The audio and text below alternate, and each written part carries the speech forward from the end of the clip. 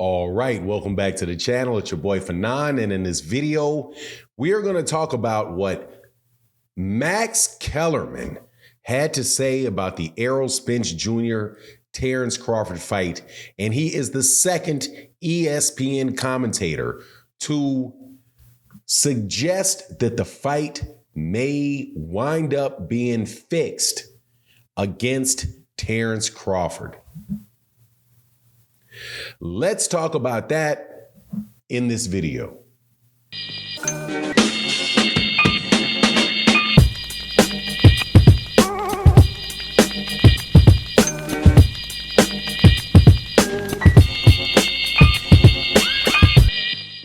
All right, welcome back to the channel. It's your boy Fanon, and in this video, we're going to be in the 147-pound division talking about you know what, which is a fight between you know whom with what belts on the line.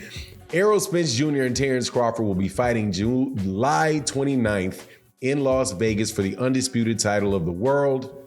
And there is an increasing amount of shade being thrown at that fight by ESPN commentators.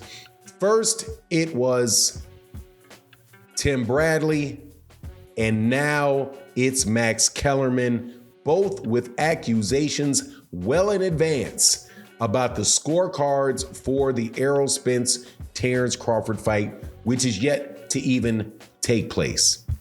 Now, before I get into that though, let me welcome you back to the channel. If you are new to the channel, please hit that like button if you like the video. If you really like the content and want to chop it up with me and other people in the comment section, feel free to hit the subscribe button. And thank you to everybody that is a longtime subscriber or a recent subscriber, supporter of the channel. You all are really what makes this channel go around. And I want to say again, thank you to everybody that supports in the super thanks of videos like this, which is a great way to support content creators. Thank you, Maddie Yole, for consistently supporting the channel and sponsoring the videos. You are the best. But before we get into that, I just want to tell you real fast about today's sponsor, the Boxing Showtime app. It's a very useful app that keeps you updated on all things boxing, and you can keep up with the latest fights, where to watch them, the latest news, and a lot more. For any hardcore boxing fan like myself, and most likely all of y'all, I would definitely recommend downloading it. And it also is most definitely a big support to the channel. It's available for both Apple and Android, and you can find the link in the description below. Thanks for considering downloading Boxing Showtime's app. But let's get back into the subject matter of the video. Now, let's get into this because look, man, boxing, there's a lot of stuff in boxing that goes on where people immediately point to corruption. People call fights fixed, complain about judging, all of those type of things. And I say that to say that I know that those type of things definitely do occur. There are bad calls in fights where a lot of people disagree. There's inexplicable scorecards that come down. And a lot of that does have to do with the money in a fight and who the money man, the money guy is in a fight. Max Kellerman, who looks, in my opinion, looks for any and every reason that he possibly can find to dismiss, disrespect, discount the PBC and the fights that take place over there, away from ESPN, and before that, away from Showtime. Comes out on his show where he is talking to Mike Coppinger, another very, very interesting character in the boxing world, and says after the news comes out that Canelo Alvarez moved over to fight with the PBC, that because Canelo Alvarez has a fight with a Charlo coming up. Now, originally, people believed that it was Jermall Charlo. As it turns out, it was not Jermall Charlo, it's Jermell Charlo. Regardless, same holds true. He says that because Canelo is now over there, you now know that there's a big mega money fight down the line with Canelo Alvarez and Errol Spence Jr., who is able to move up to 168 pounds.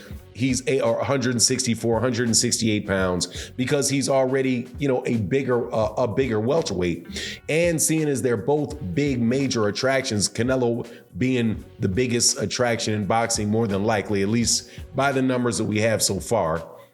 And I definitely believe that's going to be the case after he fights Jermell Charlo, if he wins. And that's a big if. We can talk about that in another video. If he beats Jermell Charlo, that will be the biggest fight in boxing. And Errol Spence and Canelo Alvarez would probably be the biggest boxing event in boxing since Floyd Mayweather Jr. Manny Pacquiao. It really has the opportunity to be that big. I'm not saying as big as that fight because it's hard to predict the biggest pay-per-view ever. However, very, very, very big. I think it can easily do 2 million pay-per-views, especially if Errol Spence Jr. beats Terence Crawford.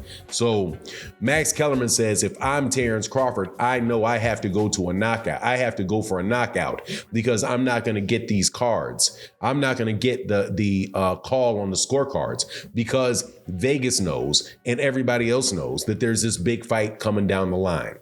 Now, that is slightly different than what was said by Tim Bradley, who talked about being down on the cards because of the punch output of Terence Crawford versus the punch output of Errol Spence, and how Terence Crawford likes to go slow in the beginning. He likes to figure out his opponent.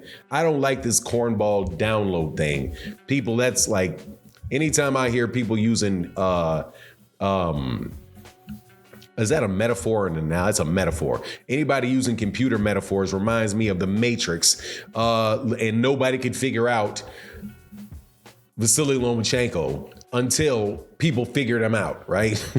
Same thing with this downloading information. Like Errol Spence Jr. said, man, you download, be careful what you download. You may download yourself a virus. But I just think Terence Crawford starts slow because he's trying to figure the fight out. But Tim Bradley says, hey, if you do that for the first several rounds of the fight, you're going to be down 4-0 because of the amount of output that Errol Spence Jr. has.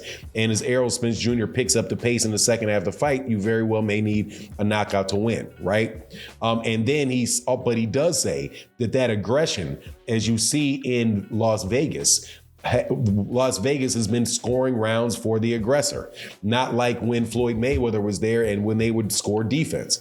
I personally don't agree with that. As long as I've been watching boxing, people have been saying that Vegas scores for the aggressor.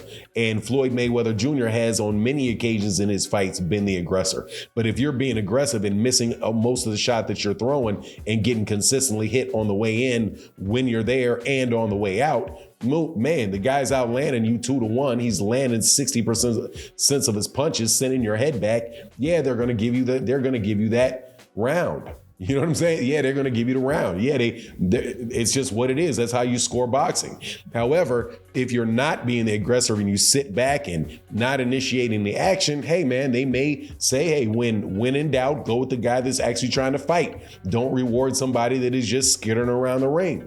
Could be the case. However, just note that this is two guys from ESPN that have complained about this a month ahead of the fight. Now, I think it also has something to do with a little saltiness about a network, Showtime, that is really outdoing that group of people over there with ESPN that are covering their boxing. But anyway, that's my take on the matter. You let me know what you think in the comment section about it.